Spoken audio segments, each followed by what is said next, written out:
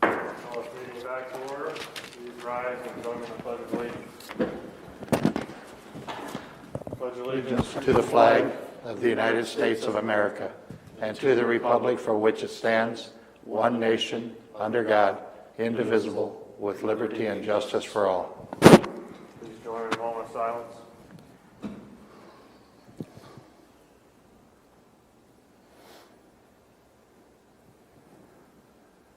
you very much. Please be seated.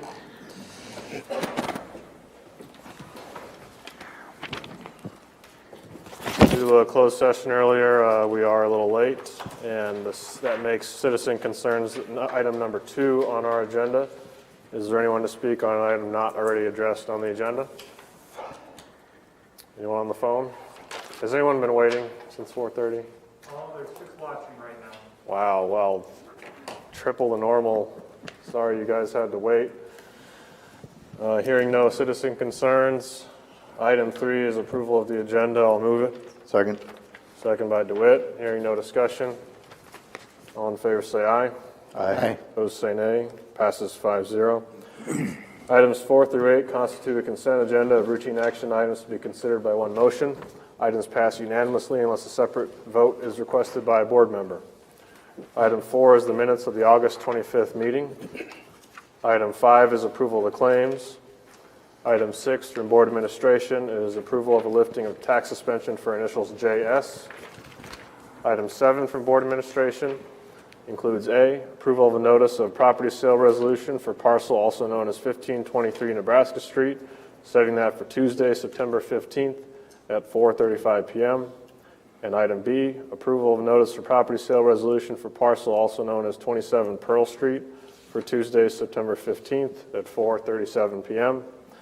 And C, approval of a notice for property sale resolution for parcel also known as 320 West 6th Street for Tuesday, September 15th at 4:39 p.m.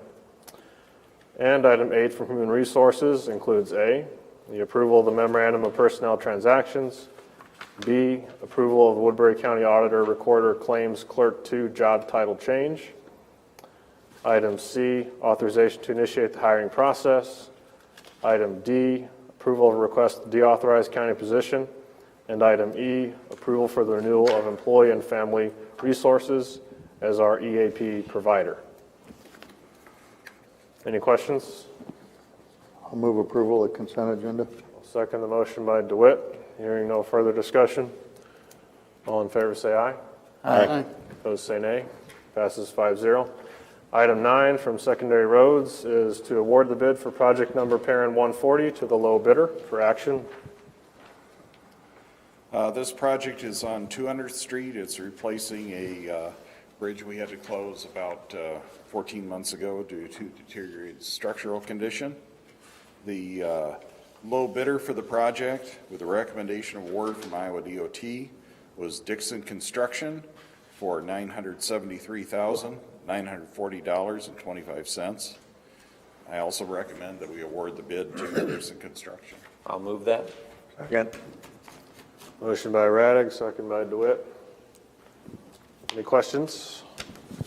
All in favor say aye. Aye. Opposed say nay. Passes 5-0. Since you have awarded, I can tell you that the range of bid, we had 3 bidders for the project. The range was $973 for the low. The high was $1,114,750. Thank you. Thank you. Item 10 from Community and Economic Development, our Director David Gleiser, is approval of a resolution supporting Sioux City's RISE grant application to IDOT.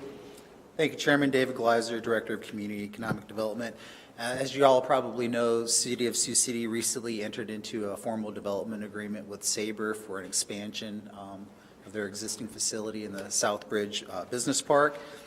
This project will secure at least 76 new jobs and create $25 million in new capital investment. The city has an opportunity to have 80% of road improvement costs covered through the Iowa DOT's Revitalize Iowa Sound Economy RISE grant program. And it requires the city to provide a 20% local match. So they're putting in $311,000, and the estimated construction cost for a new section of roadway on Andrew Avenue is estimated to be about $1.5 million. City of Sioux City is asking the county's support of the project in the form of a resolution because this project is basically on the city boundary. And so immediately adjacent to it is unincorporated Woodbury County, and so that's the rationale for the for the request of support. Be it hereby resolved, I'll move it. I'll second the epic motion by Supervisor Radig. Any other comments, questions, concerns? Do you know how much, is this going to add a footprint to Saber's lines down there? They're not expanding into new property, they're just expanding on their own. This is the galvanizer, isn't it? Yes, they are. So yeah, this is a whole nother building. This will encompass a section of their campus that currently there is no building on. Okay, yeah, thanks. They're not taking up any more land, it's already land they own. Yes. It's just another, so when it goes through their line and it comes out, it goes straight to another building and into that line, so. Any other comments? All in favor, say aye. Aye. Opposed, say nay. Passes 5-0. Thank you. Item 11 is reports on committee meetings. Anyone? Nope. Item 12, citizen concerns. Any citizen concerns? No callers? Didn't hear you talking to anybody, Andy? Of course, you didn't give them the number. I didn't. Well, there's already 6, so apparently they were listening last week, and they got it. They waited till this week and said, I'm going to call them next week. Good cover. 712-224-6014. Brought to you by Supervisor DeWitt's reminder. Hearing none. Item 13, any board concerns? Well, I should probably mention that we're choosing to not follow up with an appeal and that there will be a process for those who filled out a pre-populated request. They will need to fill out a new absentee request. So, in the speed of getting absentees taken care of as quickly as possible.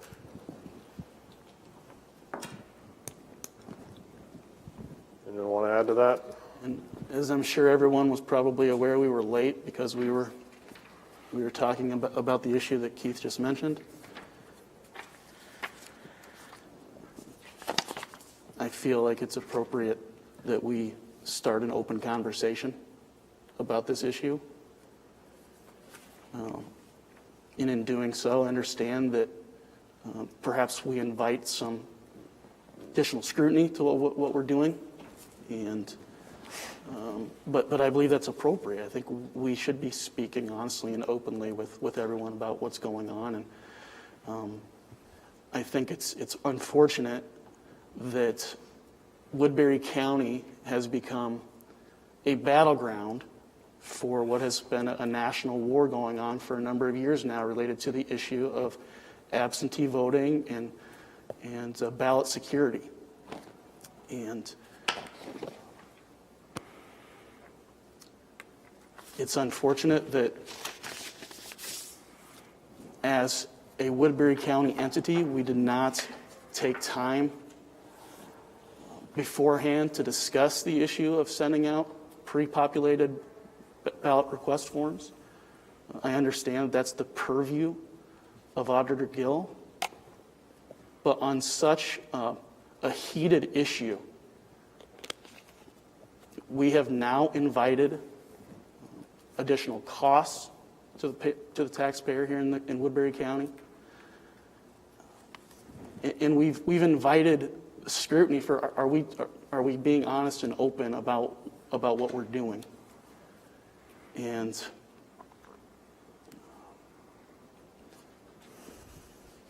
hindsight is always 20/20. It would have, I think several people on the board feel very strongly that we would have valued a conversation with Auditor Gill about the issue of sending out ballots in that manner beforehand, because it is such a hot button issue. And while I share Auditor Gill's passion for making voting accessible to every single citizen in our area, statewide, nationally, I work with students every single day who may have a hard time in 5 years filling out an absentee ballot. So I get it. Could you, I'm just asking you to clarify, twice you said ballots, request. Ballot request forms, yes, excuse me. Thank you. Yep. There's a big difference. There is, but an individual will not receive a ballot unless they return that ballot request form. And with all due respect, to send that out pre-populated like that, it invites somebody doing something in a dishonest way, with all due respect. And again, I come back to my experience in the classroom. People cheat. I mean, we know that. I know that from my experience in the classroom. You all know that from your experiences in your workplaces.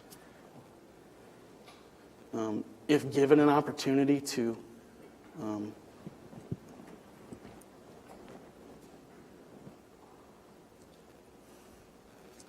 get over on the system, or to maybe get ahead in a very highly contested, meaningful election, I think we're being honest with ourselves. We know that there are people that will take every advantage that they have available to them, and they don't care that that's wrong. And so with everything related to additional costs that are going to be incurred by the county,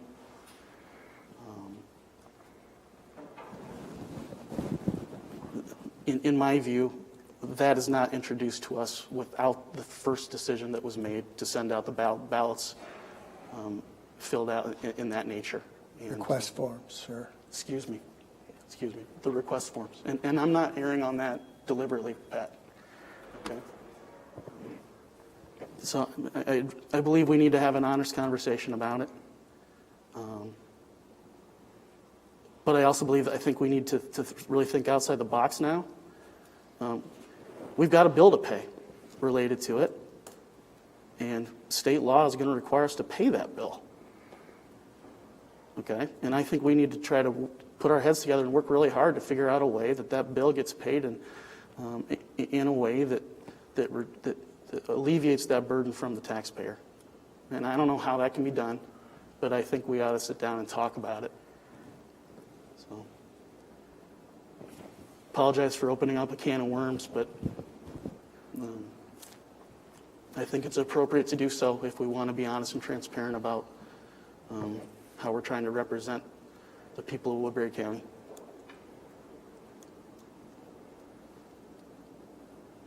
So more discussion to come on, of course, how to pay for it, and where in state code it requires the payment of legal fees, but I'm sure that'll be up on next week's agenda, and then we'll move forward from there.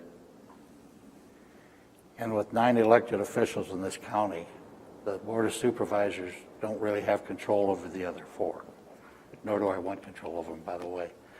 And for them to have to come to us before they do something, I don't want the sheriff saying I have to have a meeting before I send a SWAT team somewhere, because I might get sued. I don't want that.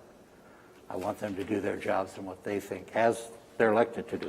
They're all elected officials, as we are. And then we'll go on from there.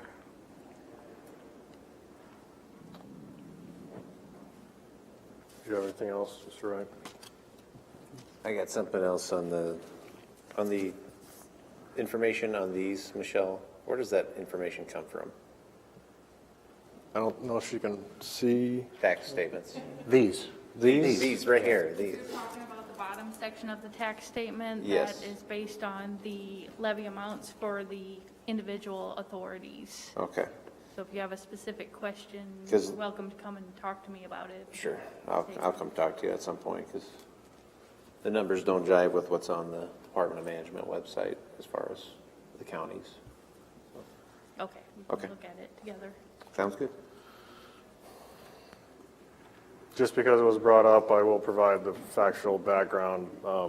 The board did vote 4-1, Potabom opposed, to deny any requests for outside legal counsel and to not appeal the injunction related to the ballot request form issue.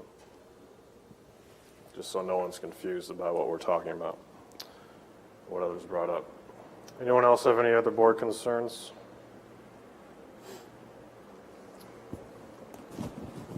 Thank you. We are adjourned.